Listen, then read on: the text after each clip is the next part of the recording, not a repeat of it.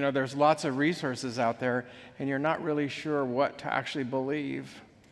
And so you're sucked into supplements, and supplements is a whole category. It's a multi-billion-dollar industry. And my personal belief, for 10 years when we were at New Start, we recommended only 2 supplements generally, and that was vitamin D after you've been tested, and vitamin B12 if you're a complete vegan. That's it. No magnesium? No. Calcium? No. Vitamin C? No. No. Well, we do. Now, that's assuming you're eating a very healthy, well-balanced diet with at least 40 grams of fiber. The beauty of having 40 grams of fiber is the foods that you have to eat to get there. And so they're going to have magnesium in them. They're going to have calcium, lots of vitamin C. There's lots of vitamin C. The problem with vitamin C is that you can get way too much and you just pee it out. So, you don't need all the vitamin C that people, have you take. But if you're eating 40 grams of fiber, you're getting so much of those micronutrients that you're generally not going to supplement. And you could save yourself hundreds of dollars a month. Hundreds. Turmeric is actually if you're older, I now fit in that category. I have both my knees replaced, and before I did, my knees hurt a lot, and turmeric has been shown to be as effective as aspirin or ibuprofen as an anti-inflammatory. Turmeric is really good anti-inflammatory, but that isn't taken as a supplement, it's really taken as a medicine. Powder, yeah, turmeric powder. Yeah, turmeric capsules, however you want to take it. But turmeric is actually very good as an anti-inflammatory. The problem with our diet is the foods we're eating, animal products have a lot of arachidonic acid, and they're very inflammatory. So you're eating an inflammatory diet. In fact, we can test for you. We can do what's called a C-reactive protein, and we can see how much inflammation you have in your body. If your CRP is high, I can predict that your risk for coronary heart disease, for example, is triple what it should be. But we can put you on an anti-inflammatory diet that will get your C-reactive protein down and get your inflammation. Some people's knee pain goes away, their back pain goes away, their neck pain goes away. They don't need turmeric, they just have to eat better. Does that make sense? Yes. So what is an anti-inflammatory diet? It's the diet that God gave us. If it's in a box, don't eat it. God didn't give us a bunch of box trees, and you just go pick some boxes. If you look at a box, it has a nutritional analysis on it, okay? Why does it have a nutritional analysis on it? Because it's processed. Show me a processed food that has nutritional analysis. Show me the label on a watermelon or a peach or a lemon. They don't put nutritional analysis on a watermelon because it's not processed. So if you're having to read labels, I teach in my class, I said, I'm going to teach you how to read labels so you know what they mean, but you shouldn't be having to read them so you could eat, because you shouldn't eat anything that has a label on it. Does that make sense? I mean, this is just, keep it simple. The old acronym KISS, keep it simple, stupid.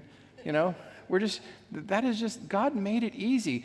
Eating well shouldn't be complicated, shouldn't be difficult. Well, any questions? You'll probably have more questions at the end of this talk. Yeah.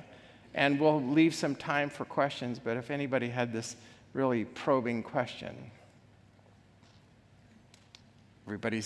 They have questions, but People that have diabetes, is it reversible with diets? the question is diabetes reversible? And I would say, if you give me 1,000 patients with diabetes, type 2 diabetes, not type 1, you guys know the difference? If you don't, listen to the next lecture, you'll figure it out. Type 2 diabetes is adult onset diabetes, what we used to call adult onset. If you give me 1,000 patients with type 2 diabetes and you put them in a program and they follow the program, I would say you're probably going to reverse all of them. Rarely you'll have a situation, and it's rare, that maybe somebody won't get reversed. They'll get better, but maybe they won't get reversed. But type 2 diabetes is effectively a reversible disease. Completely reversible disease. You get that completely. How is it reversible? You have to follow it. If you don't follow the program, you're not going to reverse it. Yes. People always say it's genetic. The question is, type 1 diabetes is genetic. So diabetes is genetic. Type 2 diabetes is not genetic. Now, type 2 diabetes does follow African Americans have a higher incidence of type 2 diabetes, so it's theoretically genetic. But if I can take what they would say is, my parents have it, my grandparents have it, I'm going to have it, and so that they go, so I have it. I change their lifestyle and their disease goes away.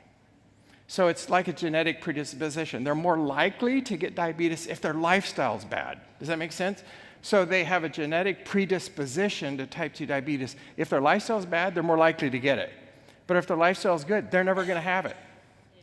Or if they have it, they're going to get rid of it. How about cancer? Cancer. We'll talk about that a bit more. Cancer is a more complicated problem because cancer is a multifactorial disease. It's not just one thing cause cancer. Okay, you can be exposed to asbestos, and we know that asbestos increases your risk for mesothelioma and lung cancer. Why does it do that? Because the fibers embed in the lung, and they're like, if you've ever put in fiberglass insulation, it's itchy, and those fibers, those asbestos fibers, chronically irritate over decades, and finally irritate it so much the body creates a reaction and develops lung cancer. So that's an environmental issue. A lot of cancer is environmental, but a lot of cancer is genetic, and we're going to talk a little bit about that in this talk. We know, for example, breast cancer has a genetic predisposition. There are certain BRCA1, BRCA2 genes that if you have them, you have a 70% chance of getting breast cancer in the next 10 years, for example. Angelina Jolie, famous actress, had bilateral mastectomies because she's BRCA2 positive. Is that the smart thing to do? Well, I guess if you have money, you get both breasts removed and get implants, and then you're fine. You're never going to get breast cancer because you don't have breasts anymore. A little expensive, but for her, it cured her risk for cancer. So that's a genetic predisposition. So cancer is caused by a whole bunch of things, but probably more than anything, cancer is related to lifestyle. The foods you eat, the exercise you get, the body weight you have, the saturated fats you eat, those sorts of things. It's lifestyle. And you can dramatically reduce your risk for cancer if you modify those things. Can you make it completely go away? No. Does it feed on sugar? Cancer, the question was, I'm calling cancer is a condition, not a disease. It's actually both. And that's kind of a complicated answer, but we now don't necessarily look to cure some cancers. We basically say you're going to live with them. For example, men get prostate cancer. I was taught in medical school, I think it's still true, by the age of 90% of men have prostate cancer. They're living with it. The prostate cancer doesn't kill them. They die of something else, but they lived with it. In fact, there are some urologists now that won't do a prostate-specific antigen, a PSA test. Because if your PSA test comes out high, they go, you must have prostate cancer, so we're going to do something. They've discovered that doing something about it turns out to be worse than the disease. And that's not always true. Ben Carson had a very aggressive form of prostate cancer and needed intervention. But in general, the garden variety prostate cancer is a cancer you just kind of live with. And maybe, I'm not telling you not to monitor for it, but some urologists are suggesting that we don't even look for it anymore. Yes? Can you feed or starve the cancer? The answer is yes, partially. The problem is once you have cancer, the cow's out of the barn. But you can starve a cancer. Can you starve it to death? That's the real question you want to know. And I don't know that we can. I think in some situations you can, but you can feed a cancer. What is cancer like? Cancer loves sugar. Cancer loves fat, but it really loves sugar. So definitely, your lifestyle is going to predispose you to get cancer. It's also going to make your chance of your cancer getting worse. It's going to be worse. If it's okay with you guys, I'm going to stay down here. I just feel bad. I just feel crazy being up there, just too far away. but I may have to turn around. So the question... Okay. Okay. Now I feel distant. I don't like it up here, okay? I feel like I'm separated from the people I'm trying to talk to, but we'll try to get through it. So the question is, how will you probably die? Do you even want to know the answer? If I told you with 100% accuracy that I could predict how you would die, would you want me to tell you? Some people will say no, and I'll give you some examples. So how to avoid it? So how would you like to know if you're going to die? And I'm going to give you some predictors that are going to be a very good indication to tell you, I have a very good idea. I could tell several of you in the room, I have a very good idea. I know how you're going to die. And if I got more history from you, if you told me your lifestyle. Now, here's the problem. The problem is the healthy people showed up to the talk.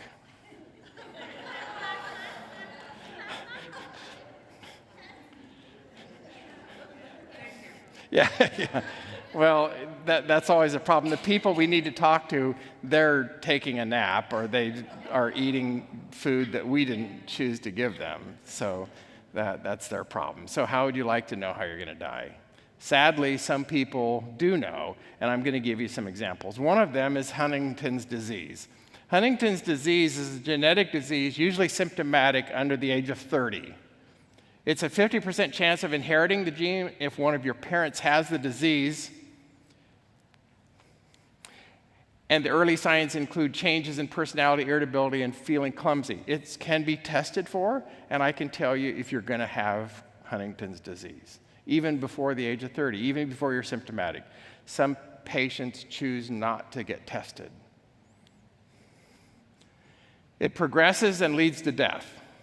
It's a simple genetic test to see if you have the gene.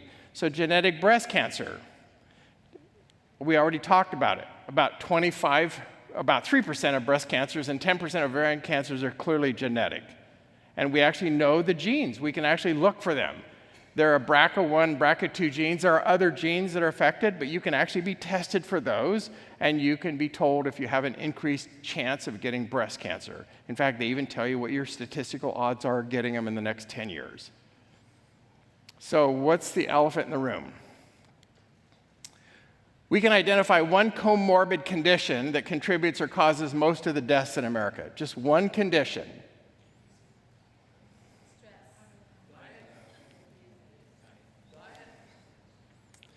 So let's look at the leading causes of death in 2021. Heart disease, cancer, COVID-19. That's debatable because a lot of COVID-19 deaths were signed out because, let's just say you came in with influenza.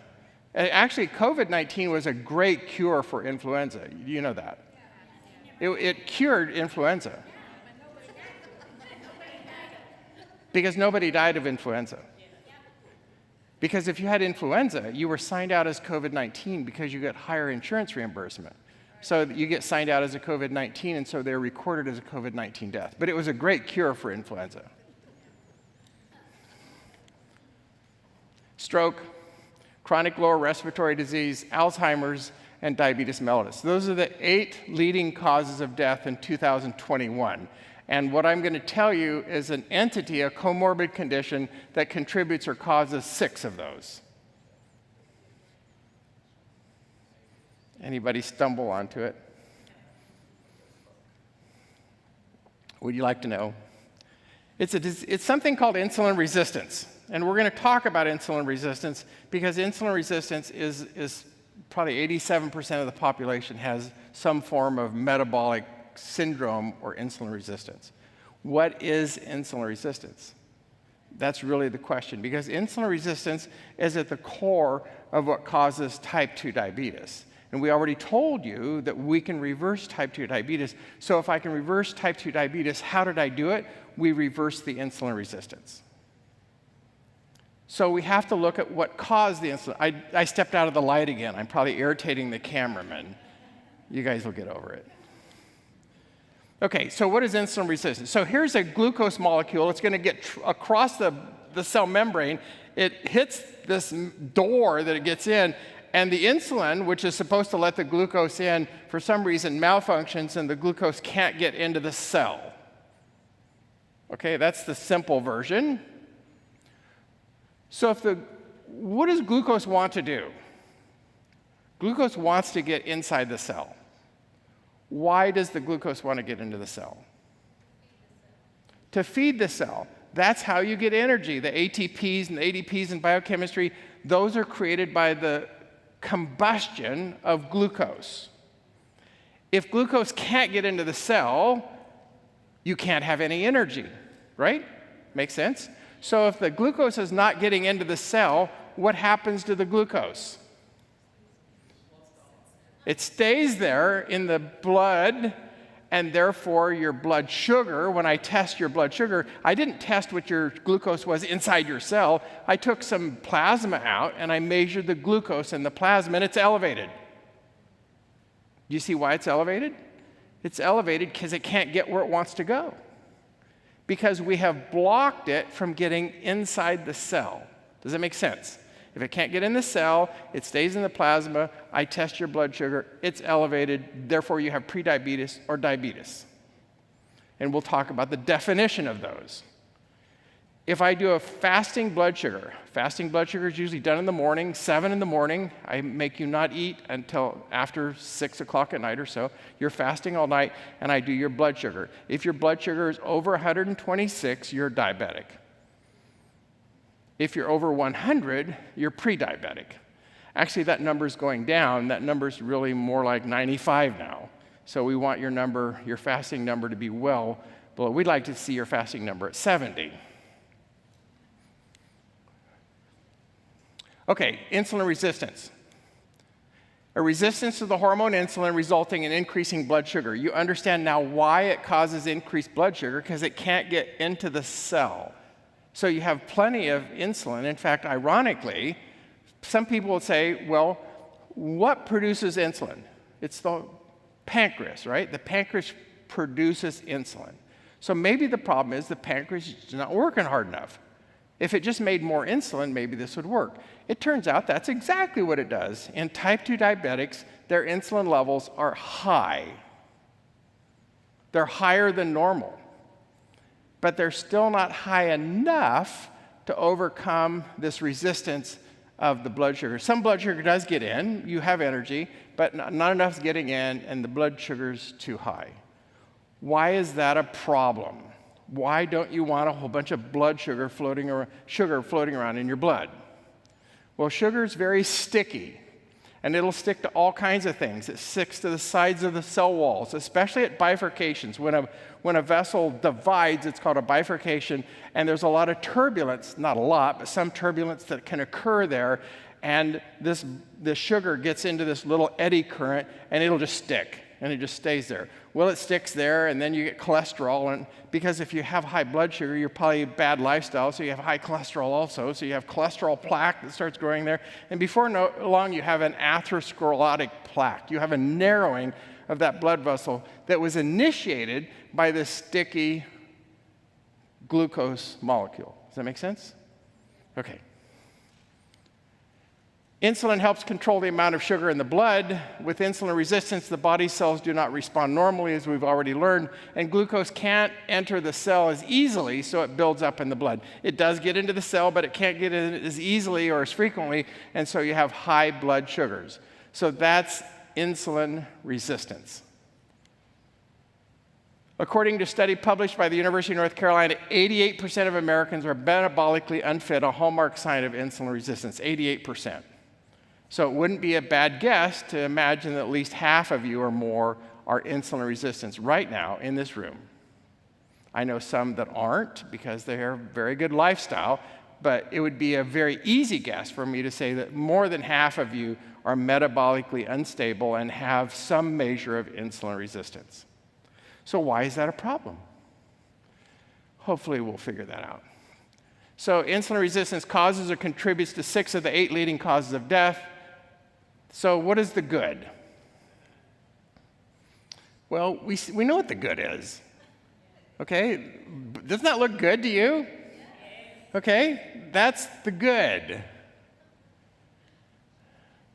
There's some more of the good. Whole grains, berries, fruits. Blueberries are great in antioxidants. And legumes, very high in fiber. Healthy carbs. Now, carbs have gotten a really bad name. You know, the Atkins diet kind of started it. Now we have the keto diet. We have the caveman diet. They're all low-carb diets. Now, they're diets. The fact that it has the word diet in it, I already have a problem with the sentence. It's a diet. So if you go on a low-carb diet, do you lose weight? Yes, you do. You wouldn't go on the diet if you didn't. Yeah, you lose weight, and then you die. And I'm being very serious. Because carbs are what runs our machine. It's like I have a gas engine, and I decided I'm just going to starve it of gasoline. I'm going to make it eat something else. Okay, let's have it eat, I don't know, try diesel. Actually, I was in Croatia, and I was renting a van, and I went to get fuel for it. It was a diesel van, and I went to the gas station, and in America, the green means diesel. In Europe, green means gas. And so I put a tank of gas into the diesel engine tank, and I drove it about a half a mile. It started coughing and choking. I stopped, turned it off, and then I thought. And fortunately, I came to the right conclusion really fast. I said, I really didn't smell diesel, and now that I'm thinking that's probably petrol, that's not diesel. And so I called the people I'd rented the car from, the van, and they came and drained all of that expensive European fuel out and cleaned the injectors and put it back in, charged me $100, which was an amazing deal, and put diesel back in, and I was back on the road. So don't try to, but when you try to go on a low-carb diet, your body is craving carbs for energy, and it's going to take protein and fat, convert them in metabolic ways. Your biochemistry works, you make some energy, but it's very ineffective. You start breaking down protein, you start breaking down heart muscle, you start breaking down things you might need in the future, and it's not a good outcome. So what's the bad? Well, the bad is insulin resistance and prediabetes. Now, prediabetes is an interesting term because it would imply that you don't have the disease yet, right? It's before. That's what the term pre means. But it turns out that prediabetes has an increased risk of heart disease and stroke and blindness and limb amputation. What it should say is pre-treatment diabetes. That is, I have diabetes, but you're not so bad yet that I'm going to give you medicine yet. You already have the disease. Prediabetes is a misnomer. It shouldn't be prediabetes. It should be named something else. So what's the ugly? The ugly is type 1 diabetes, type 2 diabetes, and something we now call type 3 diabetes. Are you intrigued? Do you want to know what type 3 diabetes is? You have to wake up then, stay awake, because we are going to cover it. So diabetes is a disease in which the body's ability to produce or respond to the hormone insulin is impaired, resulting in abnormal metabolism and elevated levels of glucose in your blood. That's the definition of diabetes. So it doesn't matter if you're type 1, type 2, type 3. This is the definition of diabetes. You have elevated blood sugar predicated on the fact that you have insulin resistance. Now, type 1 diabetes doesn't necessarily have insulin resistance. What is type 1? It used to be called juvenile onset diabetes. You have an insult to the pancreas where the pancreas cannot, usually an autoimmune or some attack on the pancreas, that pancreas cannot produce insulin. So you're just not producing insulin. It's not like you have insulin resistance. You just don't have any insulin. It's not that you don't have any insulin. You have not enough insulin. So what happens is your blood sugar goes up because you don't have enough of the hormone to allow the glucose into the cell. Your cells are starving. So you may or may not have insulin resistance with type 1 diabetes, because some people say, well, will this lifestyle change help if I have type 1 diabetes? And my answer is yes, usually. Because most Americans eat processed foods, have a garbage lifestyle, and don't exercise. And even if you have type 1 diabetes, you might have type 1 diabetes and insulin resistance and prediabetes for type 2 diabetes. Did you follow me there? So you can have this disease that attacks usually younger adults that makes it not make enough insulin. And then in addition, because of your lifestyle, you could have insulin resistance. So the insulin you're making, it doesn't even want to work very well. So maybe they're taking 15 or 20 units of insulin to treat their type 1 diabetes, and you put them on a lifestyle program, and their need goes down to 8. Did I help them? Yeah. Did I make the disease go away? No. But I solved their insulin resistance problem. They still have a type 1 diabetes. Am I losing you guys? Am I moving too fast? I know it's after lunch. Your brain doesn't want to work too good. After lunch, it's the worst time to give a talk.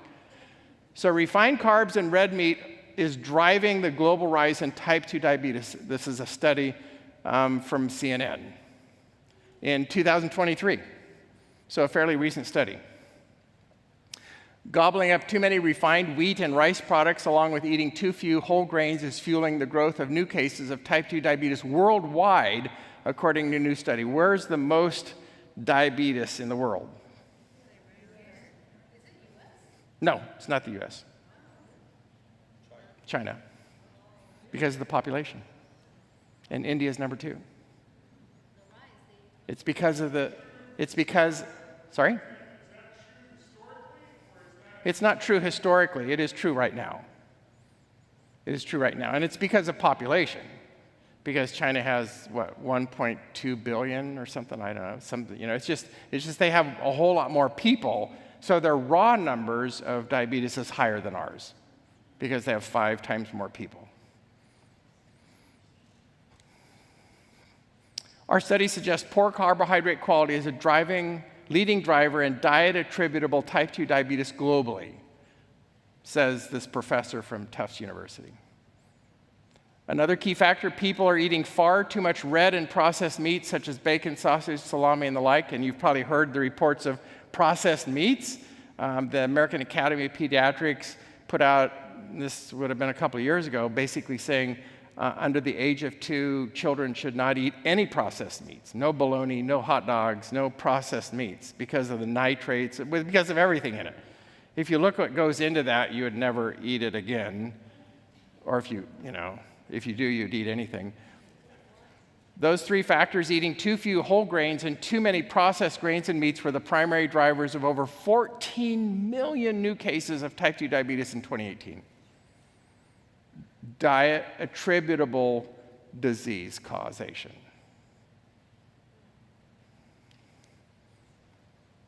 In fact, the study estimated 7 out of 10 cases of type 2 diabetes worldwide in 2018 were linked to poor food choices. 70% of all new cases of type 2 diabetes related to poor food choices. In 2015, 30.3 million people had diabetes. Now it's 37 million. Actually, this is an old number. It's actually closer to 40 million. Of the 30.3 million in 2015, 7.1 were undiagnosed in 2015. Now there's 8.5 million people walking around that don't know they have diabetes. Sorry? Probably did, yeah. So it's now 8.5 million. 25.2% of seniors over 65 had diabetes in 2015. Now it's 29%. So almost 30% of seniors have type 2 diabetes. Is that a pandemic? I mean, is that worse than COVID? Look what we did for COVID, and look what we're not doing for diabetes. Isn't it big pharma changing the numbers all the time so they can sell our pill? The question is, as big pharma, these numbers are from the CDC.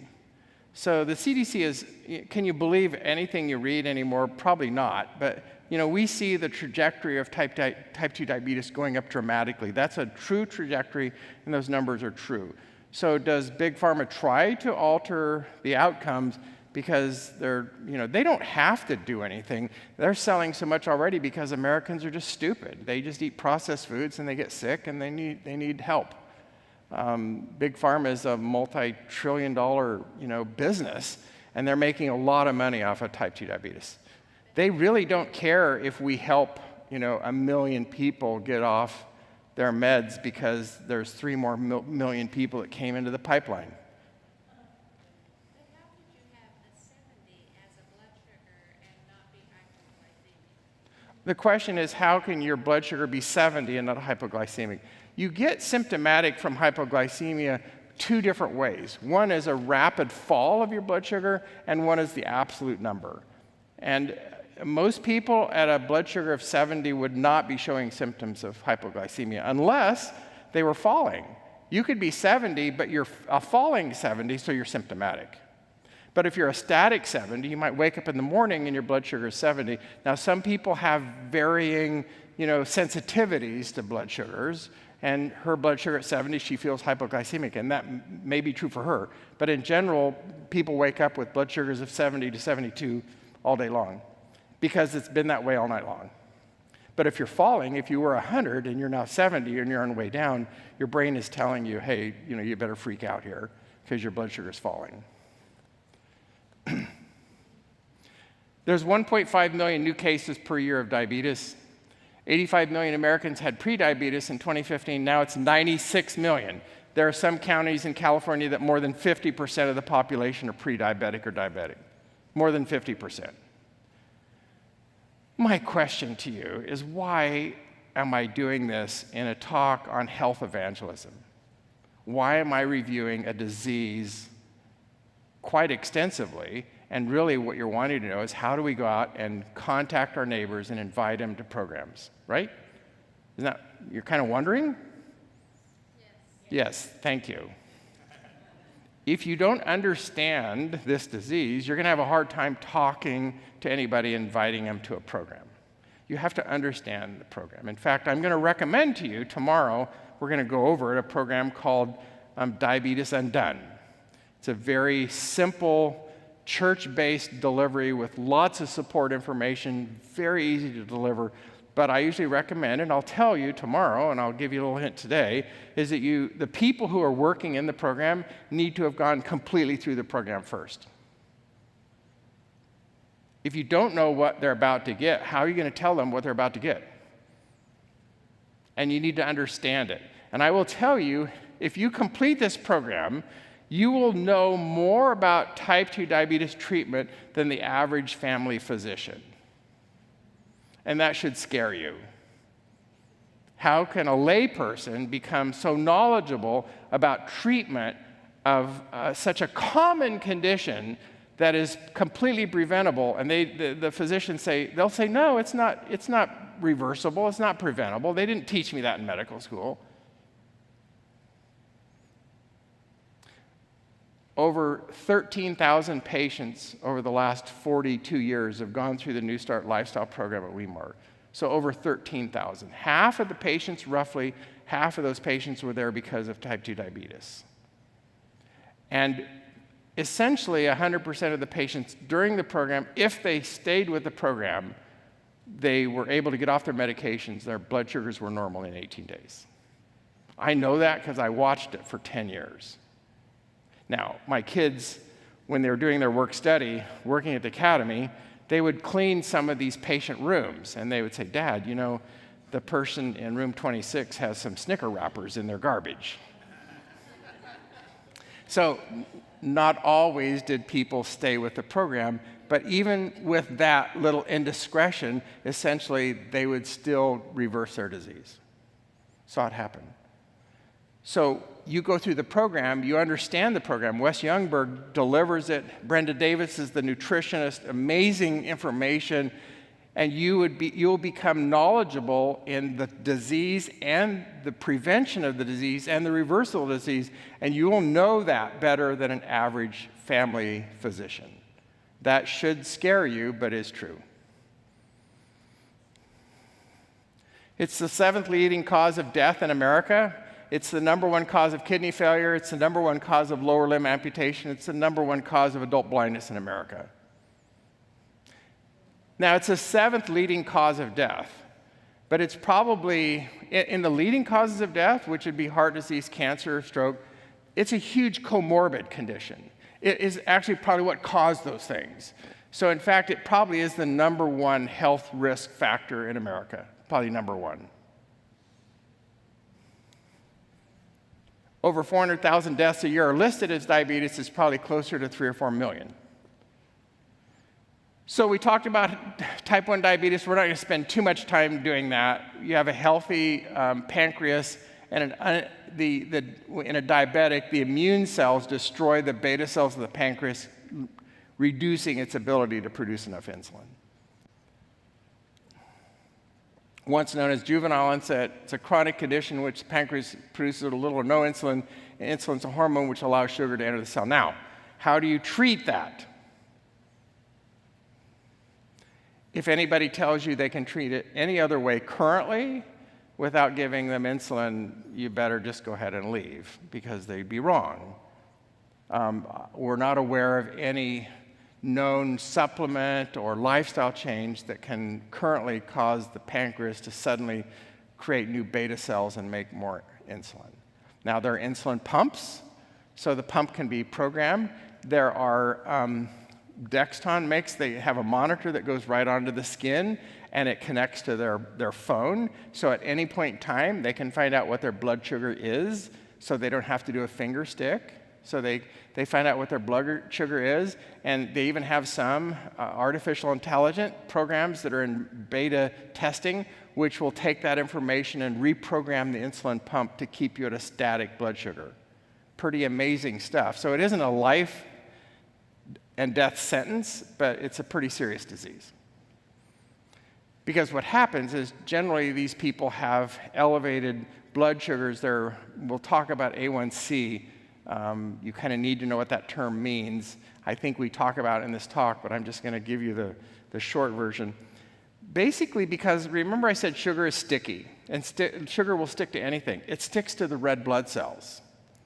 And what the A1C level, it's actually hemoglobin A1C. So what it does is it measures the amount of glycosylated hemoglobin. That means how many red blood cells have sugar on them. Glycosylation is sugar, so it's a glycosylated hemoglobin. So the number you see is a percentage. They'll say 5.4%. That means 5.4% of your red blood cells had sugar on them. They were glycosylated. Does that make sense? So it's just a simple number. And we can actually calculate how well you're doing over the last 90 days by measuring your A1C, because in reality, that's the lifespan of a red blood cell. They last on average 90 days. So I can do an A1C. You might come in, you were great. You knew you had a doctor's appointment, so you exercised the day before and you walked 5 miles before the doctor's appointment. You ate really healthy, and you came in and your fasting blood sugar was like 125. So it's pre-diabetic, not diabetic. And you think, oh, good. And so they draw A1C and it's 7. So you're clearly a diabetic. So you were just cheating the system, because what I did is I looked at what you were like for the last 90 days. So I don't like fasting blood sugars. I don't like glucose tolerance tests very well. I like A1Cs because I can tell what kind of control you were in for 90 days. So that's hemoglobin A1C, and I don't know why I told you that, but it's important to know. There's no known cure. Type 1 diabetes, fortunately, accounts for only 5% of the population. Type 1 diabetes is hereditary. There is a hereditary component for type 1 diabetes. Type 2 diabetes has a hereditary predisposition. That means if you choose a bad lifestyle, you're more likely to have diabetes. Some people have really bad lifestyle, just trashy lifestyle, and they have normal blood sugars. Like, how did they get so lucky? Genetics. Type 2 accounts for 90 to 95% of cases. There are other types of diabetes. There are at least 5 other kinds of diabetes that are very uncommon. We're not going to talk about those, I hope. I don't remember. I did this lecture a year ago, and I can't remember making the slides. Type 2 diabetes is caused when certain cells in the body become resistant. These cells include the liver, muscle, and fat cells. What cell in your body consumes almost all the glucose? It wouldn't be heart, because that would mean your heart's burning most of your calories. Muscle cells. Now, the heart is a muscle cell, so heart's part of that. Your muscles consume almost all the glucose. Okay? So almost all the glucose goes to one kind of cell. These cells become resistant to the ability of insulin to perform its duty. Insulin unlocks the door that allows glucose into the cell. So how can I reverse this insulin resistance? Can I reverse it? If you've been listening, you need to answer. Can I reverse it? Okay, so I can reverse it. How do I reverse it? I haven't told you that yet, but lifestyle. It's more than diet, because lifestyle encompasses everything. Diet is just one leg of the table. Okay? So it's lifestyle. I can do a lifestyle modification program, and I can reverse this. So the question that I have for you, and you don't know the answer to this, but I'm posing it to you, how fast can I reverse it? 90 days? 10 days? Usually when we're at Weimar, it's an 18-day program, so they'll say 18 days. Anybody else? So I have to tell you a somewhat embarrassing story about myself. I was asked to be the physician for a lifestyle program up in northern Washington. Jim Brackett was doing a program up there. Amazing guy. He has a master's in physics. He's forgotten more about diabetes than I ever knew, but he's just a brilliant guy. But he wasn't a physician, and he needed a physician, and I had a Washington license at the time. He needed a physician to tell the patients to reduce their medication. And they knew they were going to need to do that because they were going to reverse this problem. Okay, you're following me? So I didn't really know what I was doing. You know, I'm a doctor. You know, I can figure this out. So I did physical exams on the patients. Had this one, she was like 4'11". She was from Burnaby, British Columbia. She was about 200 pounds, and she was about 4'11", just 81 years old. She'd had type 2 diabetes for 10 years, and she was on metformin. I think metformin was she was on a medication to reduce her blood sugar. So I did a physical exam, and she was in pretty good shape. You know, I just wanted to make sure she could go walking, and then I cut her medication in half. Okay, I thought that was the right thing to do. Turns out I was wrong. So we were staying in cabins, and she and a roommate were staying in the same cabin. We were in a different room. And so we went through, so this is Sunday. We went clear through Monday and Monday. Tuesday morning, about 3 in the morning, I got a knock on the door. Dr. Bivens, I think my roommate's dying. So I put on some pants. I didn't have to go outside. It's the same cabin, fortunately. I went into her room. She's flat out on the floor. She's kind of awake. Her eyes are rolling up in her head. She's white as a sheet. She's diaphoretic. She's sweating. I'm thinking, she's having a heart attack. She's going to die on my watch. They can't get a helicopter in here. It's like, we're toast. Her roommate, being a lot smarter than me, said, Dr. Bivens, do you think she needs some sugar? Well, you know, that's always the right answer in the emergency. If someone comes in like that, you give them 50 milliliters of D50. And you give them some Narcan. So if it's a drug, you reverse it. And if it's, low blood sugar, you reverse that too. You just do that. That's just normal. It's like, where was my brain? I go, yeah. Do you have any? I don't even have any medicine. It's like, yeah, I have some grape juice in my car. Can you go get it? So I made sure that she was still swallowing saliva. I didn't want her aspirating this grape juice, make her worse. So she seemed to be okay, and so we gave her some grape juice, and within about 5 minutes, she's like 80% better. And then we tested her blood sugar. It was 54. So it must have been about 40. What was the problem? I told you the problem. What's the problem? Sorry, one person. What's the problem? I cut it in half. What should I have done? Cut it out completely.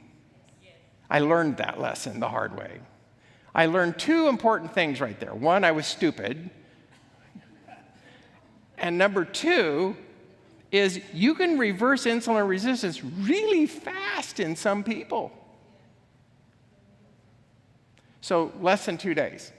Now, we generally say 10, on a really healthy diet. Now, I heard diet, nutrition's important. Exercise is equally important in countering this process. So we're talking walking 5 miles a day as a minimum. 5 miles a day, good nutrition. And because we kind of own the patient when they are living with us, we make sure they're not on social media. We tell them to turn off their phones. We make sure they get to sleep, and we make sure they wake up. We make sure they're drinking lots and lots of water. So we're doing all those things all at the same time, and it works. It's God's miracle. It just works. I didn't spend any money on supplements.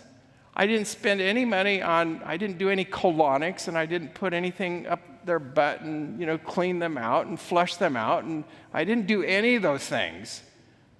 I just did what God tells us to do, and we see miracle after miracle after miracle. Their disease is completely reversed, and their diabetes goes away. We had this fireman, he was about to get terminated from his job because he had type 2 diabetes on medication. He couldn't still be on the fire department. He brought this bag of drugs, and he came to our house, and he reached over and he took this bag and he lifted it up and he dropped it onto our coffee table. He goes, "Those are the drugs I came with." He goes, "I'm leaving with nothing." Completely off all of his medications. All of those medications were trying to fight something that he had chosen a bad pathway, a bad lifestyle. And he was not only off the medication, he didn't need the medication. He didn't need the antihypertensive medication because his blood pressure is now normal. He didn't need the glucose medication because now his blood sugar is normal. He no longer has the diagnosis of diabetes. He was one of the happiest men I've ever seen because he realized he could keep his job, he could keep his lifestyle, and better, he had been trying for 3 years fighting this. He had spent $10,000 the previous year for a bunch of hokey remedies that none of them worked. There are a lot of them out there. He's still alive. Is she the Bernab? I don't know if the lady's still alive that had diabetes, but she could be. I don't know. That was, let's see, the kids were probably about 5, so that was 16 years ago. So she's almost 100, so maybe she's not alive. Sorry. Sorry to be the bearer of bad tidings. If glucose can't get into the cell, the blood sugar rises, and therefore the diagnosis of diabetes. So type 3 diabetes. Is Alzheimer's type 3 diabetes? Just in case you need another reason to cut back on junk food, it now turns out that Alzheimer's could well be the form of diet-induced diabetes. That's the bad news. The good news is that laying off soda, donuts, processed meats, and fries could allow you to keep your mind intact until your body fails you. How about that one? Oh, I'm sorry, I'll back up. I'm going to try to back up. Oh, it's not going to, it has to, oh, I'm going forward. Here we go. So this is the New York Times, and I'm trying to look to see if I can see a date. You can just Google New York Times is Alzheimer's type 3 diabetes. It's actually an article from quite a while ago, September 2012. So this has been known for the last 11 years. The question is, did you know that? What was saying about French fries? French fries are in there. Let me talk about French fries. We always assumed the problem with French fries was the oil. That's right. We always assumed that it was oil. It's not. That's not the biggest problem. In a French study, they looked at French fries. French fries aren't French, They weren't invented in France. They were invented in America. But they did some studies on French fries and potato chips, and they recognized that at high temperature, the carbohydrate in the potato, now potato is almost all carbs, it's almost all starch. The carbohydrate in the potato at high temperature, they found samples that some of the carbohydrate converted to a carcinogenic compound, cancer producing. So it turns out that we always assume the worst problem with French fries is all that oil you're getting, but it turns out it's probably even more dangerous the fact that we cooked it at very high temperature. Now, why do they cook French fries in oil? Because they can get it up to 450 degrees. And it's liquid, and liquid transmits heat very fast, so it gets that crusty outside that you like on a French fry, and it's cooked on the inside, and oil's the only thing that will do that the right way. So that's why they use oil. But at high temperature, the higher temperature you go, the worse it is for cooking. So what's the safest way to cook your food? This isn't the talk. This is a freebie. This is a question. So we'll kind of throw this in as a bonus. What's the safest way to cook? Now, there are some foods, raw foods would be the best way to get nutrition, but there are certain foods that need to be cooked so that you can consume them. So we're going to end up cooking some of our foods. What's the safest way to cook it? Steam it. The problem with air frying, it's going to come into the sequence, but air frying, if you look at the temperature, air frying sometimes as high as 1,200 degrees. Really, really hot. And remember, if we're trying to avoid high temperature cooking, we know what steaming temperature is, don't we? If we took physics, right? Sorry? 212 degrees only if you live where? Sea level. And we're not, but we're close. Yeah. Yes. So, right. So we know the temperature of boiling water at our elevation. What's the elevation of Palm Springs? 500? 60 meters. How much? 60 meters. 16 feet? So you're sea level. Go to Death Valley, and you can boil it at 214 or so. You can get it higher than 212. Anyway, steaming is the best way. If you boil it, some of the nutrients can actually go out into the water. Steaming it will actually contain more of the nutrients by a small margin. If someone says, oh, no, you should never boil your food. No, if you're eating vegetables that came out of your garden, you're boiling them, I'm not going to criticize you. You lost a very small percentage. It's a little better to do steaming, but it's not a lot better, just so you know. So steaming, the next thing would be boiling, right? Because we're trying to keep the temperature down. The next best way would be bake. The next best way would be no, stir fry is verboten. The stir fry, if you stir fry it in water, which doesn't really stir fry it, but you're going to stir fry it in oil.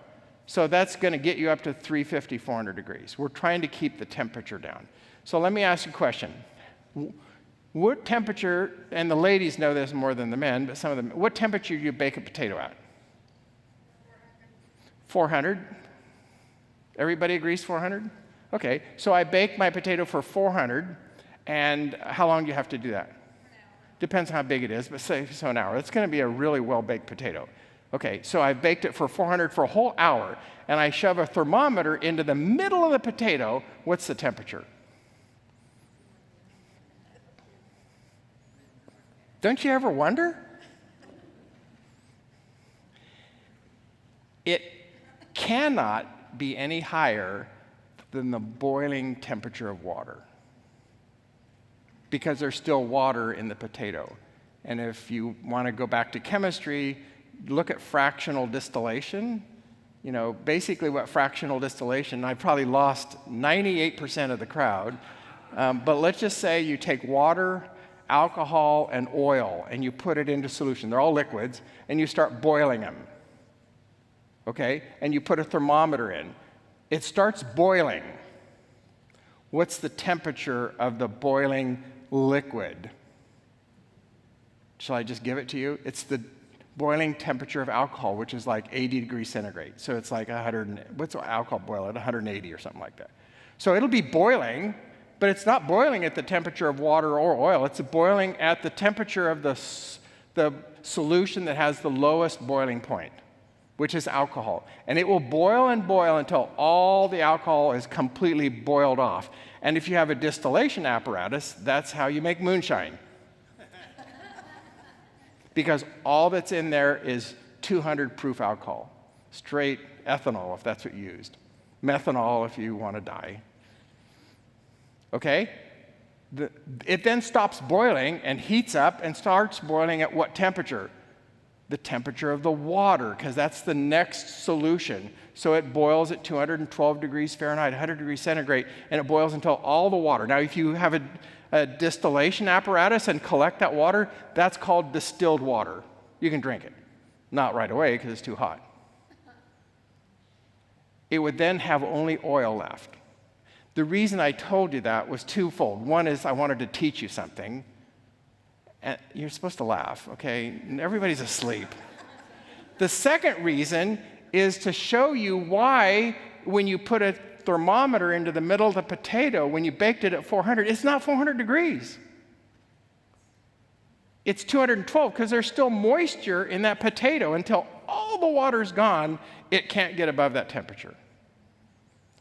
Now, the surface of the potato can be 400 degrees. So right under the surface, there may have been some toxic changes to that potato carbohydrate. Unlikely. It's not like cooking it in oil. Baking is different. Okay. Wait, so that means you have potato skin? I eat the potato skin. I don't worry about it. Yeah, I cook it at 350, but I don't know. Some people like it at 400, but I do it at 350. Do you have a question? Okay, the question is, why didn't I pressure cook them? Now, there's certain things I would choose to pressure cook, and that might be in between boiling and baking. Pressure cooking might. It isn't commonly mentioned because a lot of people don't have pressure cookers. So what a pressure cooker does is, depending on the amount of pressure you add, the temperature of the water goes up before it boils. It's just a physical principle. So if I put 15 pounds of pressure onto my pressure cooker, that water will now boil at about 240 degrees and not 212, right? That's how pressure cookers work. And the reason you use a pressure cooker is they are hotter. So if you're cooking beans and you don't have a day and a half, you can put them in a pressure cooker and have them done in an hour and a half, right? And it works. I do it all the time. So pressure cooker can go in there, but again, in fact, it probably, if you want to insert it there, that's where it'd be inserted, just before baking. That answer your question? Okay. So I'm going to tell you something that's going to rattle some of you, because the next healthiest way to heat up your food is using a microwave.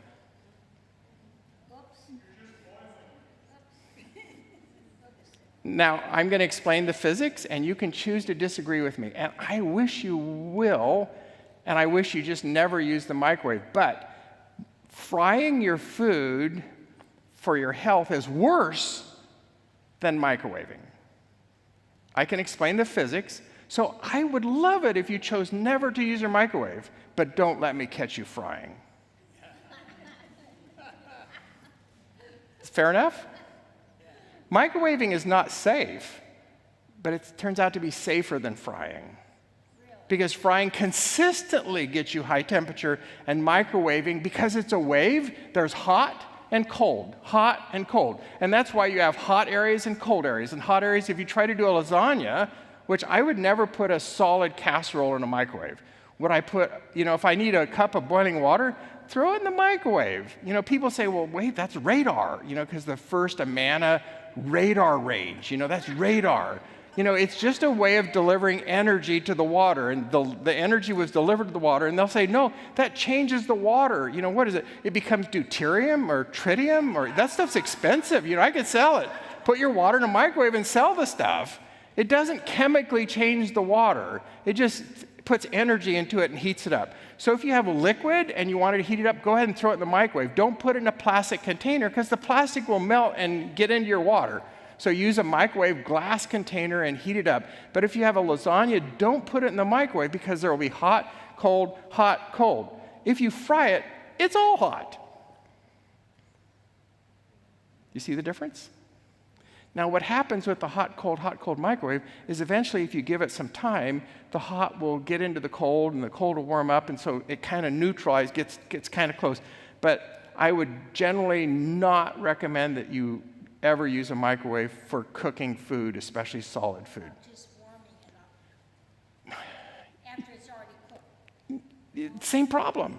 You want to warm it up or heat it up. It's a syntax, error. It's your choice of words. You have to get it warm enough to eat. And so the answer is no. If it's like lasagna, you're going to have hot and cold and hot and cold. I don't care if you warm it up, heat it up, cook it up. You're still having to get it up to temperature to eat. So always the oven. Yeah, unfortunately.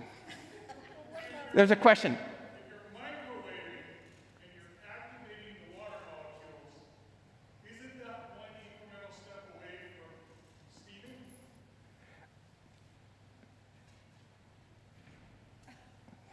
You're doing the same thing. Microwave is just a different form of energy delivery.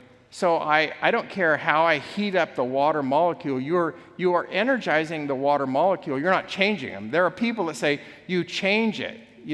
I go, well, show me the chemistry. I want to know what it changed to. It became H2O to what? H3O? I hope so, because I can make money on that.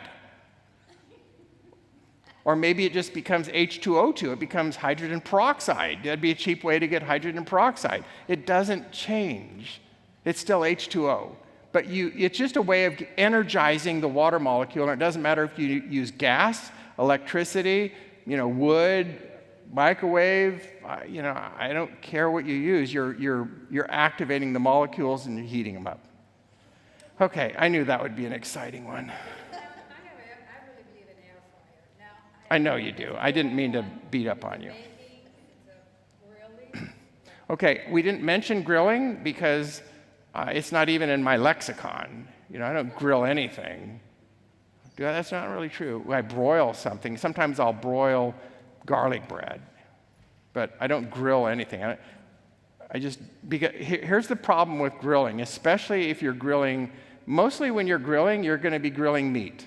Okay, the problem with grilling meats is that the grill is like, ideally, charcoal or whatever you have down there is like 800 to 900 degrees if you're doing it right.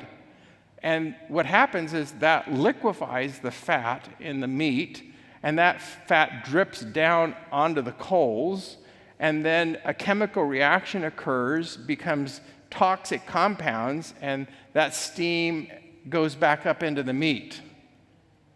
And that's a proven point, that the fats cause carcinogenic compounds when grilling, and it goes back up into the meat, and then you eat it.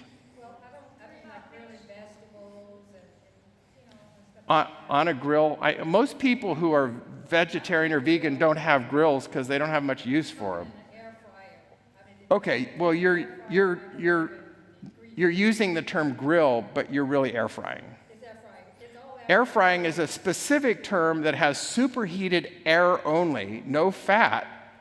It's just superheated air only to give you the same effect that frying using oil would affect. That's what it does.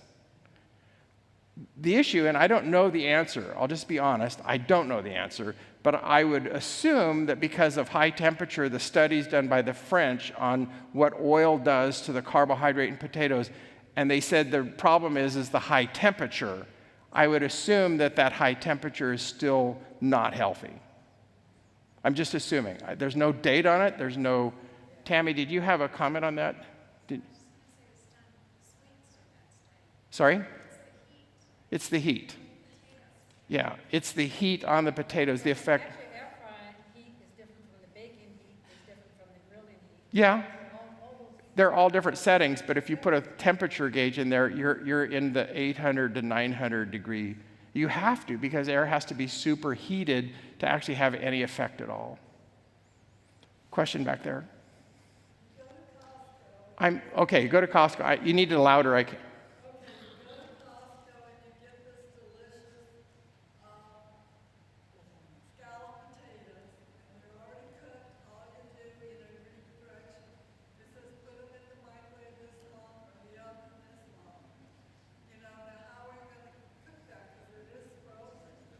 Okay, so she went to Costco, she got a tray of frozen scalloped potatoes, and it says to microwave for this long or bake for this long, and she wants to know how to cook it. So I'm going to tell you, first I'm going to tell you my knee-jerk answer. Why did you do that?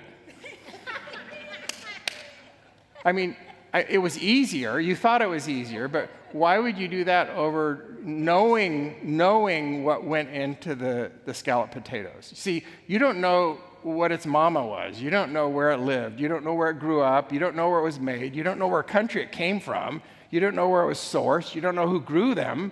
You don't know anything about it. I know that's your question, but my question is, why would you buy that?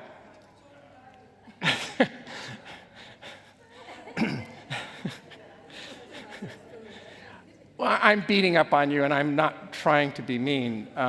What I'm saying is that I buy stuff at Costco also, and they actually their sources are actually quite good, but it's still a processed food. And sorry, what do I buy at Costco? I buy mangoes, cantaloupe. Organic berries, soy milk is cheap at Costco. It's $13.50 for 12. You know, what else do we? Toilet paper, lots of toilet paper. No. No, we get nuts. In fact, I just went to Costco yesterday and got chia seeds and pine nuts for some of the stuff that's going into the recipes tomorrow. So they're actually the cheapest place to get certain things. Their nuts are, sourced pretty good, and they're pretty inexpensive. What else do we get at Costco? Clothes. I buy all my clothes at Costco. What's one expected thing I buy at Costco? Oh, unexpected thing? Oh, their vitamin D? Yeah, their vitamin D, you have to be careful about vitamin D because there's so many varieties, but I think that too much is made over that. You guys shouldn't have too much trouble with vitamin D because you have plenty of sunlight here. It's not like you're living above the Arctic Circle or anything. Yeah. How much sunlight? How much? 20 minutes of full body exposure per day is more than enough. Yeah, 8 minutes is plenty. Yes? Diet soda. Okay, let me cover the subject of diet soda. So diet soda has no nutrition, right? But it has chemicals in it. And it has some chemicals that a lot of pilots realize they can't drink and still fly, because at high altitude they get really severe headaches. Tammy has she's told me some recent studies in her nutrition work. What happens is your body thinks it's getting sugar, and so it acts like it's getting sugar. You tricked it by not allowing it to be absorbed, but your cerebral form of digestion assumes you're getting sugar, and so it gets ready. And then when it doesn't get any sugar, you become effectively hypoglycemic cerebrally, and you become more hungry, and you end up eating more calories. People who drink diet sodas tend to be heavier than people who don't. Now, that's counterintuitive, but a truism. It's probably not what you wanted to hear, but it's just full of chemicals and nothing good. There's nothing good in diet soda at all. Okay, are we ever going to get through this? The idea that Alzheimer's might be type 3 diabetes has been around since 2005. Insulin not only keeps the blood vessels that supply the brain healthy, it also encourages brain's neurons to absorb glucose. I'm going to try to explain why insulin resistance significantly increases your risk for Alzheimer's. Low insulin levels means lower brain function. I'm probably going to skip a few things here. It gets too complicated. We well know that the abnormal brain effects that low insulin creates in type 1 diabetes, starting with decrease in concentration, eventually leading to seizures and even death. So when your insulin level goes low in type 1 diabetes, it can cause cerebral problems. However, what would happen if there was plenty of insulin, but those cells were resistant? The effect would be the same. It would be the same effect as low levels of insulin, even though the blood levels of insulin are normal to high. This phenomenon is known as double diabetes or hybrid diabetes. It's harder to diagnose and significantly more difficult to treat. So let's talk about dementia a bit. It's a group of symptoms that affect mental cognition. I will just tell you that Alzheimer's represents most of the dementias that we deal with. It's an umbrella term that Alzheimer's disease falls under. So dementia is one of the Alzheimer's, but it's the big giant. It can occur due to a variety of conditions. The most common, this is dementia, is Alzheimer's, as we mentioned. It's possible to have more than one type of dementia all at the same time. Wouldn't that be a double whammy? Alzheimer's accounts to 60 to 80% of all dementias. Dr. Alzheimer's noticed changes in the brain tissue of a woman who died of an unusual mental condition, and it was named after him. Her symptoms included memory loss, language problems, and unpredictable behavior. And this is actually the shrinking hippocampus. I don't know if there's a pointer on this. I don't think there is. There's no laser pointer. That's okay. So basically, these are normal CT scan images. It may not even be CT images. They may be pathologic specimens. But then it shows mild cognitive impairment, and Alzheimer's, the hippocampus is almost gone. And I will just tell you, for lack of, these are coronal MRI T1 images, and I would just tell you that this is a shrinking hippocampus. Just take my word for it.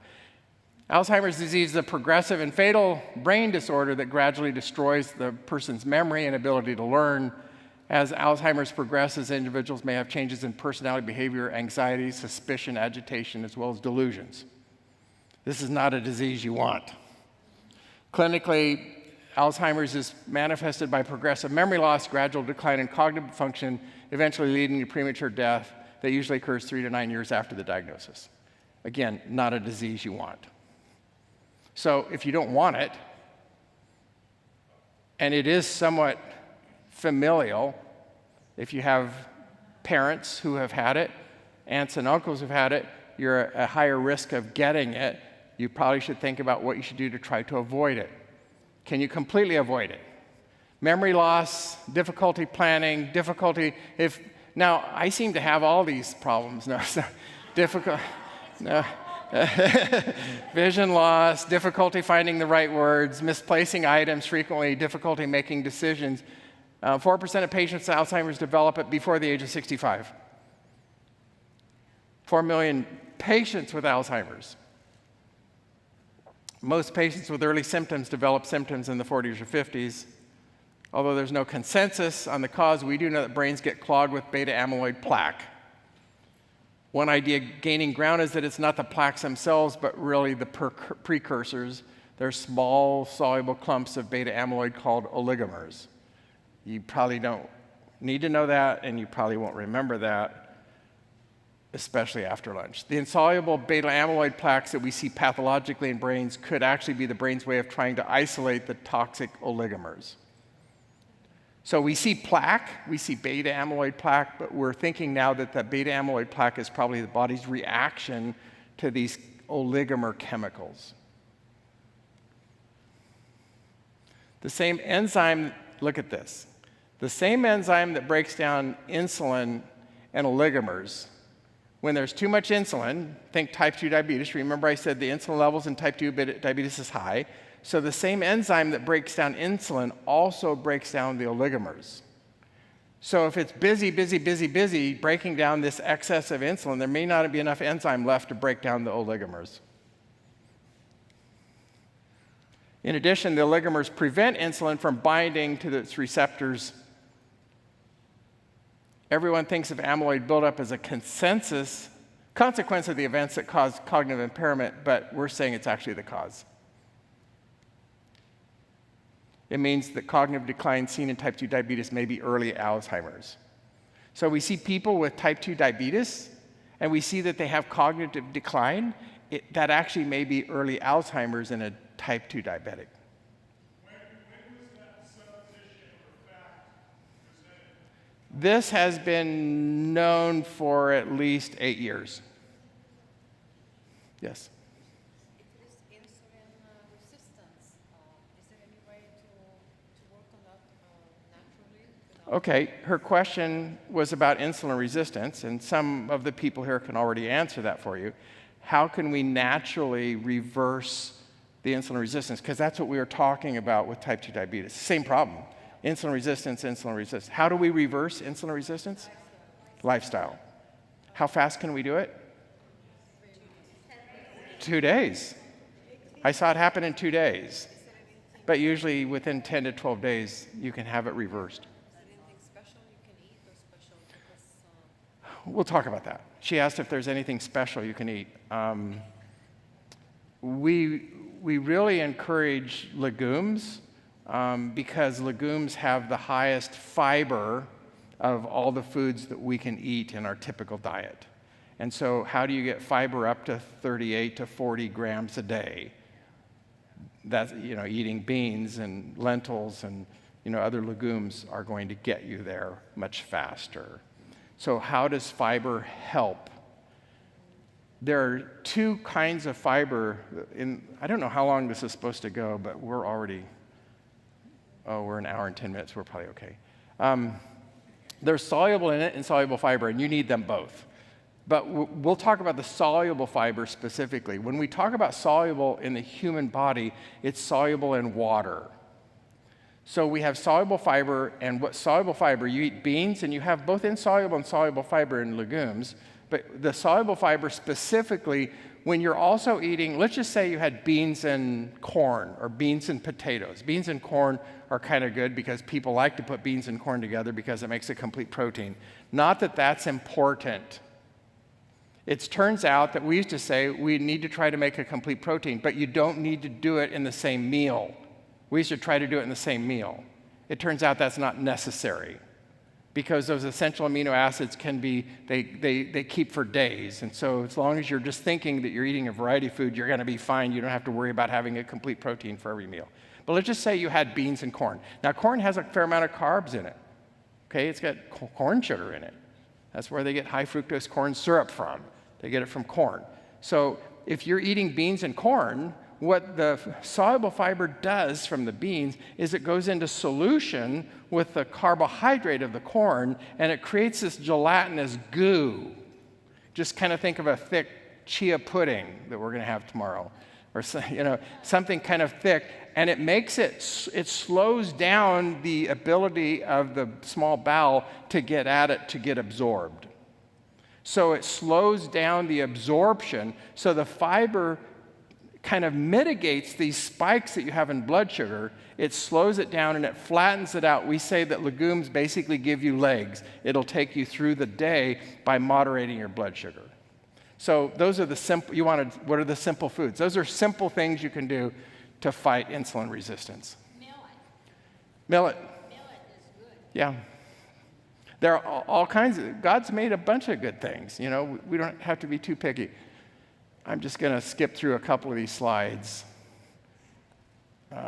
To further complicate the story, there's a gene, the ApoE4, which is present in 20% of the population. If you have 2 copies, it increases your risk of getting Alzheimer's, but the increase is variable. So there's actually ApoE1, E2, E3, and E4. If you have double copy of E4, you're at a much higher risk. So there's a genetic factor also that plays into Alzheimer's. 50% of patients with Alzheimer's have the E4 gene.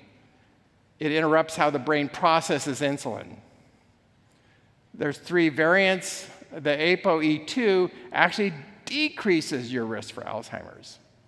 So if you have to have a genetic factor for Alzheimer's, you want E2 because it reduces your risk for Alzheimer's. E3 is neutral, and E4 increases your risk, and 10 to 15% of the population has E4 positive.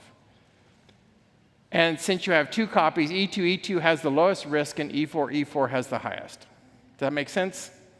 So we're talking about a disease that has multi-factors that cause it, but genetics are one of those components, and the genetics is variable. It has what's called variable penetrance. So even though you have E4, it doesn't mean you will have Alzheimer's. You may die of heart disease at 54 and you never gave Alzheimer's a chance. So to make sense of this, type 2 diabetes doubles your risk. So we're talking about Alzheimer's. If you have type 2 diabetes, your risk is double for getting Alzheimer's. A first-degree relative doubles your risk. So if you have a brother or a sister, a father, a first-degree relative, doubles your risk. Hypertension, central obesity, and sleep apnea incrementally increase your risk. Are you starting to get an idea of the causes of Alzheimer's? We used to say, well, we don't know what's causing it. Well, how about looking at this? If you have type 2 diabetes, if you have a first-degree relative, and you have hypertension and central obesity, you have a pretty high chance of getting Alzheimer's. All of which, except for the first-degree relative. So if I can treat and probably reverse my type 2 diabetes, will that reduce the risk of developing Alzheimer's? How much? 50%. 50%. We already told you. It doubles your risk, so if you get rid of it, it drops your risk in half. So if you reverse type 2 diabetes, reverse hypertension, reverse central obesity, achieve ideal body weight, exercise at least 45 minutes a day, eat a diet rich in nutrients, consuming plant-based foods, avoiding processed foods, especially oils and simple carbohydrates, your risk for Alzheimer's would be dramatically lower. You need to take a picture of that slide. There's the answer. We can go home. We really can go home. We're done. Yeah, that's it. And I'm going to go over it again because this is the entire lecture in one slide. Do you have a printed copy of that slide?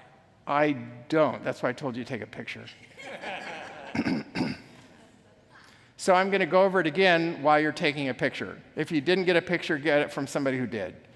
If you reverse type 2 diabetes, if you reverse your hypertension, so all of these diseases are reversible. I wouldn't say reverse if you can't do it.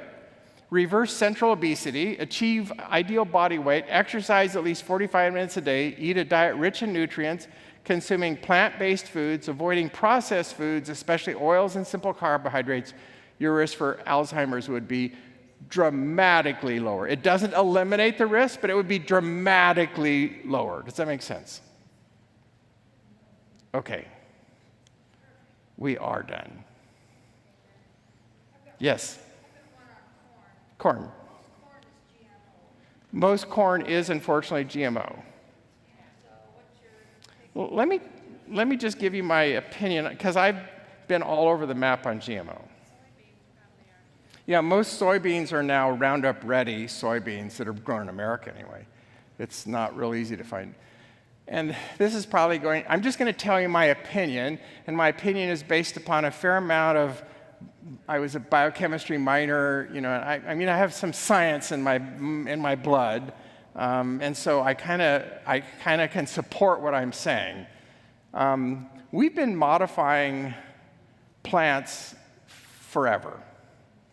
And my guess is the antediluvian world was modifying it dramatically, and that would appear to be why dinosaurs came about. We have some evidence that they came about because of genetic modification. So they knew genetics a lot better than we do today. I really believe that. So we've been modifying genetically plants to resist disease and to become bigger and to become white or become yellow, or we created nectarines, and we did all kinds of things, and we've been just doing that all along. But unfortunately, about 20 years ago, we discovered that we could actually insert genes into a plant genome, so we can just skip the process of crossbreeding and trying to get what we wanted. We'll just get to the end result much faster. And so they did. They started inserting genes into plant DNA, and therefore we have genetically modified organisms. For the most part, I think that GMOs are not going to cause you cancer. I think they're not going to cause you disease. Are they the healthiest of foods? I don't know the answer to that. I'll just be honest. I don't know, but I think it's really much ado about nothing. That doesn't mean that they couldn't do something that could kill you. They could do that. They could insert, something that would create a chemical that when you ate it, you would have a reaction and die. They could actually put it in there and it would create a drug. I just don't know all the answers, but what I tell people, especially people who are on a limited budget, if all you're doing is trying to find organic foods and you have a very limited budget, and you'll only eat organic foods, you're not going to eat very many healthy organic foods, because the cheaper foods are the processed ones. So I would say, there are certain things we know about the dirty dozen. Have you heard that term? The dirty dozen are the dozen of foods that you should try to get organic, and they're usually foods that you eat the whole thing. Example, apples, strawberries, peaches. You're eating the whole cantaloupe. I'm going to throw away most of the pesticides reside within a millimeter of the surface, and so I'm throwing away all the rind of the cantaloupe and the watermelon. So I don't look for organic cantaloupe. I just don't care because I have to teach lessons or teach people who are on limited budgets how to eat healthy. It would be healthier to eat a GMO corn than to choose to not eat corn. Now, some people choose not to eat corn because it's not that nutritional, but it does balance out for protein. But I mean, there are certain, I would only eat organic pinto beans, for example. I'm not sure that it's worth the additional effort. Right now, from the science that we know, I'm not that worried. I would choose not to eat a GMO food if I could. I know that most of the stuff in boxes are GMO foods. And I will tell you that ultimately, the best thing to do for your health is to grow your own food. Grow your garden. It will help you get outside. It'll help you get sunshine. It'll change your attitude. It'll reduce your stress. And then you get to eat what you grew. And my dad lived down here in Palm Desert for, 15 years, and he had tomatoes almost year-round. He has a garden all the time. You guys have, if you do it right, you can just grow stuff all the time here. So you can't say, well, the weather's too bad. Well, he seemed to pull it off. Is the purpose of GMO so that the bugs won't bite? Yeah, the purpose is multiple. Sometimes the GMO is designed for flavor. That would, and it really is. I mean, they have these cotton candy grapes, and they're just really sweet. So they'll go for what's called the Brix index. They'll go for high sweetness. Usually, more recently, it's for pesticide or bug resistance. The soybeans are a great example. They have a Roundup-ready soybean. So they've created a gene where the Roundup does not affect the soybean. So they'll plant soybeans, and if you've ever been, I've been to Colorado and seen these soybean, just for miles, these soybeans, and there's not a weed anywhere. This is like the most beautiful soybean patch or whatever you call it. I mean, they plant them, everything comes up, the weeds, the soybeans and everything, and then they fly over it with Roundup, kills everything except the soybean, and so all that's left is a soybean. It's not good for you on several fold. And I'll just tell you one thing about glyphosate. Glyphosate is the active ingredient in Roundup. So some study was done on people who were gluten intolerant. This is not gluten resistant or sprue or tropical sprue, non-tropical sprue. This is people who felt they knew that when they ate gluten, they had symptoms. So Harvard did a study, and the study is amazing. It's like 91 pages long. And they actually took a group of people who were gluten intolerant. They didn't have sprue, but they said they were not able to eat gluten. And they gave them a gluten-free diet for 90 days. They then introduced, and they got this wheat from Europe. They got guaranteed organic, non-GMO wheat from Europe, and they introduced small quantities of wheat into their diet, slowly escalating, and these people never had problems. And they concluded that in America, just before harvest, they have, it's called a cheat grass, and it messes up with the combine, the thing that goes around and chews up the wheat plants and kicks the wheat back into the bin. So just before harvest, they nail this crop that's ready for harvest with Roundup to kill the cheat grass so that it can harvest better. So now you have glyphosate actually on the kernel of the wheat, and they determined that probably, with a 98% assuredness, probably the problem with the people experiencing gluten intolerance was actually the fact that they were eating glyphosate on the wheat, and the wheat wasn't the problem was the chemical on the wheat. With this lifestyle, can you get off of your high blood pressure also? That's a really good question. There's a really good book written by David DeRose on using lifestyle modification to reverse hypertension. I would say that you have about an 85% chance. It's not 100% because there are forms of hypertension which we call essential hypertension. We call it essential because it's just basically saying, I don't know what in the world's wrong, but you still have high blood pressure and I can't make it go away. So there are certain blood pressures that can't be reversed by this lifestyle, but by and large, the majority of them would be reversed, or dramatically, maybe you could dramatically drop your dosage of medicine, but maybe never be able to get rid of it. I've got two questions, and one is, how do you eat oatmeal without glyphosate? And then the other question is soy milk, as long as it's organic, is soy milk okay to drink? Is it healthy, or is there a healthier I'll punt the second question to my plant-based- wife, which is right behind you. Can you hand her the microphone? Is there a Talk to them about soy milk. Is there a healthier plant-based milk other than organic soy milk? I would not be too worried about soy milk. There's a lot of bad press about there being estrogen-like compounds that kind of activates your, makes you higher risk for ovarian cancer and all stuff. They've done studies and they've shown that that's all untrue. There are estrogen-like compounds in soy milk, but it doesn't activate any bad things in the human body. I would probably try to stay away from eating lots and lots of soy. I mean, some people just eat lots of soy. I would just try to diversify. Your first question, I can't remember. I'm sorry. The oatmeal and oatmeal. glyphosate. Recently, I bought some oatmeal at Costco. It was actually from Silver Hills Bakery in Canada, and it was sprouted organic oats from Canada. And Canada doesn't let GMO or Roundup, and it came from Canada. It was sprouted wheat, and I got it from Costco. It's Silver Hills Bakery. They're Seventh-day Adventist. And it's really, sprouted grains can be healthier because they have more enzymes and some more active nutrients. So it was sprouted oats in a bag. It looked like rolled oats, but it was sprouted oats, and it's from Silver Hills Bakery, and I bought it at Costco.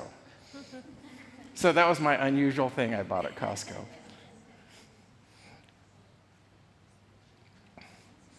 Okay, I think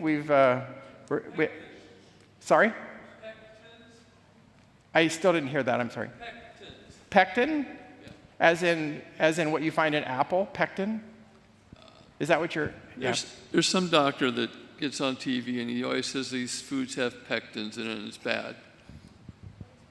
So pectin is a normal occurring substance which is just under the skin layer of apples. That's where it is most commonly. Pectin is also used in making jams. Do you mean lectin or pectin? Lectin.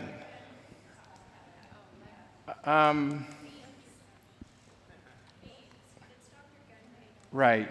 So there's a whole group of people who are down on legumes and nightshades specifically.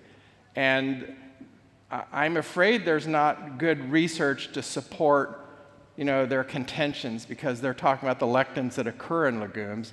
And so they're basically saying you should just not eat legumes.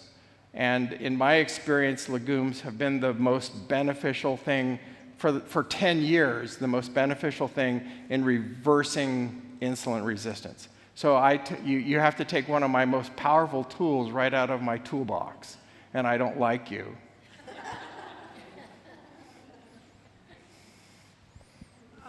Could you explain about when you're a vegan, if you need to eat the prebiotics or probiotics? Okay, let's talk about probiotics, prebiotics, kind of generally, because people will say, well, you need to take some kimchi, or that you need to take something that has prebiotics. And I will just tell you that prebiotics are amazingly good, and you need them. And I'll give you an example. If you are on a broad-spectrum antibiotic, and it basically wipes out your gut bacteria, and and you don't have an appendix, I said that specifically because we learned something recently about the appendix, you don't have any bacteria, and so the body will repopulate it oftentimes in a very toxic way, and you'll get toxic enterocolitis, a potentially life-threatening disease. We've learned recently that the appendix is a reservoir, or basically it's our prebiotics, if you were. It's a reservoir for the intestinal biome to repopulate itself in that very condition. We used to say that the appendix was in a vestigial organ. That is, if you believe in embryology, it was something that used to have some good, but doesn't anymore, so it's called a vestigial organ. We now know that the appendix has a very valuable role in repopulating the colon when that happens. So God's already provided an intestinal biome for us. Now, let me just tell you the gut biome. We're learning that the gut biome is profoundly important in good health. That it really has, it has to do with stress and inflammation and immunity and cancer. All the things that we're worried about, your gut biome is very important. How do you have a healthy gut biome? There are people that say, well, prebiotics are taking Lactobacillus acidophilus, a very healthy organism to repopulate. To give you an idea how much bacteria is in your stool, you've probably not been awakened at night thinking, I really need to find the answer to this question, but I'm going to tell you so you don't have to do that. Your stool is 50% bacteria by weight. 50% bacteria by weight. Okay, that's a lot of bacteria, billions and billions of bacteria. However, if you're eating a very healthy diet, your intestinal biome is the healthiest in the street. In your street, you have the healthiest biome. And there probably is little need for taking additional biotic supplements. If you're eating really badly, especially if you're eating a lot of meat products, which have a lot of arachidonic acid and a lot of inflammatory, you may benefit a lot from taking prebiotics because you're going to need them because your gut biome is not healthy. Are you following me? So let's just say you take 1 billion of these bacteria. Your stomach is designed to kill them all. Did you know that? Most of the prebiotics you take never live. Because if your stomach's pH is 2.0, they ain't going to make it past the stomach. And that's the stomach's job, by the way. The stomach's job is to sterilize, the rest of the bowel. A few of them get through, so you need to take more and more to get it less and less. But if you have a very healthy stomach, its job is to kill them off. And I will just tell you this about enzymes also. Enzymes are proteins. How do proteins get denatured? Because that's how you digest proteins. Enzymes are proteins.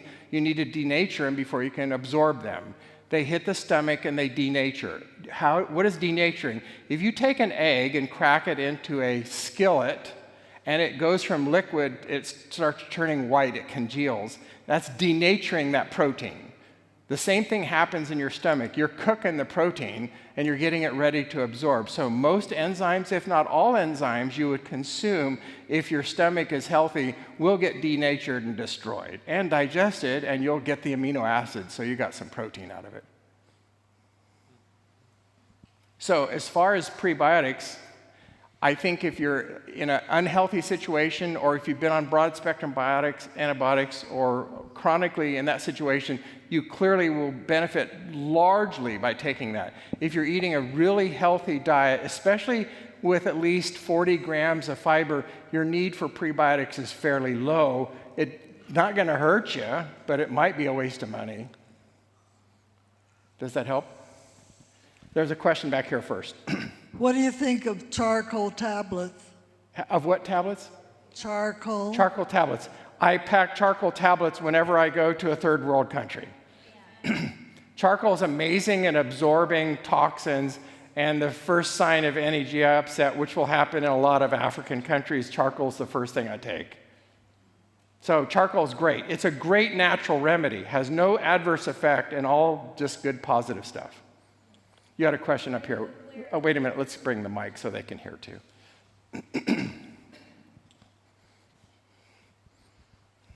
Are you aware of Dr. Rose's Methuselah factor? It was a 6-week thing to cleanse, and almost all those things you're talking about can be reversed.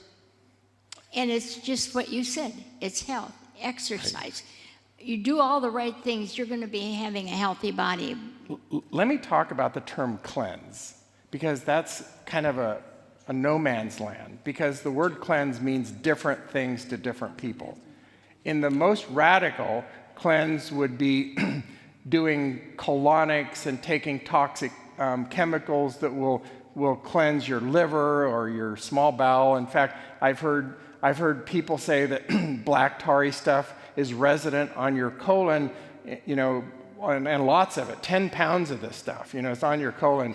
And I can tell you that I've seen a lot of colons through a colonoscope, and after about 2 gallons of Go Lightly and pooping for about 2 hours, your colon doesn't have 10 pounds of tar in it. It's completely clean.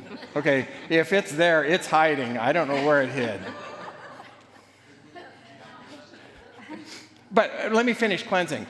I'm not aware that God intended for us to do radical things. People love radical things because they're off the wall, they're strange, and it might give them some hope that this might actually, clear up their hepatitis. If I get a liver cleanse, my hepatitis A and my hepatitis B will all be gone and I'll be good again. And so they go through these cleanses hoping that 50 years of really bad lifestyle can be reversed in a couple of days of just radical cleansing. It just doesn't work that way. God intended for us to have a variety of fresh fruits and vegetables, nuts and grains. Hopefully some of them we grew ourselves and we know where their home is. I love farmers markets. You get to know the people who grew your fruit. That's really cool. Source your food from local places, people and get to know them. But I just can't imagine that he intended us to do things that are painful, that are harmful. I mean, coffee ground enemas? Come on, someone help me out. I mean, you can absorb so much caffeine to kill you. So I just can't imagine that God intended that was going to be something good to do. Another question. I fry my eggs, so should I stop doing that? And what's the best way to cook your eggs? And then do we walk 5 miles a day or 45 minutes a day? Which is better? Well, for maintenance, walking a minimum of 45 minutes that's your starting point. When we are in a therapeutic situation and we're trying to reverse a disease, we're going to have to get more complicated. So we tell people to walk 5 miles a day. I'm not telling you to walk 5 miles a day because that could take 2 hours of your life and maybe you just don't have that time, okay? But what I'm saying is 45 minutes a day would be the place you start at. Unless you have a therapeutic problem, unless you have type 2 diabetes and hypertension and something you really want to reverse and you want to attack aggressively, then we put you on a more aggressive protocol. Does that make sense? Eggs. I didn't want to go there because I don't eat eggs. I don't cook eggs, so I can't tell you how to cook them. So I don't think that cooking the egg is the critical problem. I think eating the egg is the critical problem. I don't think it matters so much how you cook it. That was your question. I think the fact that you're eating the egg might be the problem. I'm just being honest. I'm sorry. Yeah, why don't you give her, she has some really good data on eggs. An occasional egg, there is not a problem, but it is a cumulative. You understand cumulative. So the more you eat, the more the effect will be manifest. Yeah, and this is related to cancer, especially prostate cancer. So when men you don't have to worry about that. I'm hoping. When men consume 11 eggs or more a month, their risk really goes up. So, and I would say if you're going to fry an egg, just spray the pan lightly with oil. That's what I would do if you want to fry it. Every once in a while, we'll buy some eggs and fry them for our animals. But I'm thinking, if I shouldn't be eating them, why am I feeding them to my animals? But sometimes we will. Yes, question over here. We just need to know when to wrap this up. We actually need to get wrapping up. I just got a text from my wife that the Lutherans That's why need to get I'm punting to you. All right, this is the last question because I'm He kind of fanatic. I do probiotics. I know. Plus I detox. And you keep up. You know how old this girl is? I'm going to tell you, she's 81. Okay, whatever detox, you're doing, keep doing it. I do all that stuff, but I eat healthy, but I still do all that. My skin, after I detox, my skin is just beautiful. Yeah, So you're a beautiful lady, and whatever you're doing, keep it up. In Genesis 1, verse 29, God told Adam and Eve, I've given herbs and seed-bearing fruit to eat. There's no meat in that. He modified that. If you keep reading on, he modified that for a need, especially after the flood. He had to, because they didn't have enough herb, and nuts and grains to do it. So and also she's saying part of the reason he was doing it, and it's kind of counterintuitive, but so that they would die earlier, because they were living 1,000 years, and suddenly, they were living 120 years because of their diet. Daniel refused the king's diet, ate vegetables and water. And in Revelation 22 it says, along the river that flows from the throne of God, there'd be fruit trees. And I don't think there's going to be any T-bone steaks in heaven. No, I think there's no discussion on that at all. I completely agree with you. I don't think we'll be killing animals because there will be no death. Yeah. How can you eat an animal if you can't kill them? I mean, a little bit, just eat a leg, and I don't know how you do that. One more question, do we have time? Last one. Last one, this is the last question. Age has its privileges. I have a suggestion. Okay. Go to the doctor only if you're seriously ill. Do all the things that were on that list up there. Exercise, have a good diet, and don't have any medicine. It's the side effects of the medicine that make you sick. So if you're not sick, be healthy and do the right thing, because God's taking. I'm 84 years old. I don't have any prescription meds. My mom was 104 and died without any medicine. Yeah. She broke her hip and didn't even need painkillers because she was so healthy. But we had our own garden. We had sheep manure for the garden. Everything was natural. A lot of exercise, fresh air. What you had on that list is exactly what every Seventh-day Adventist should do. Amen. There's the last word. All right, let's close. Let's close. Let's just have a word of prayer. Lord, I just thank you so much for this day. We thank you for the message. And Lord, I just ask you temper my words with kindness. Sometimes I'm a little blunt. I don't mean to hurt people's feelings, but I just ask, Lord, that the true message of health can shine through, and it really is a very profoundly simple message, and help us to understand that it is simple, and we thank you that you've given to us, and we ask that you will help us as we go our various ways, keep us safe, and we thank you in Jesus' name, amen.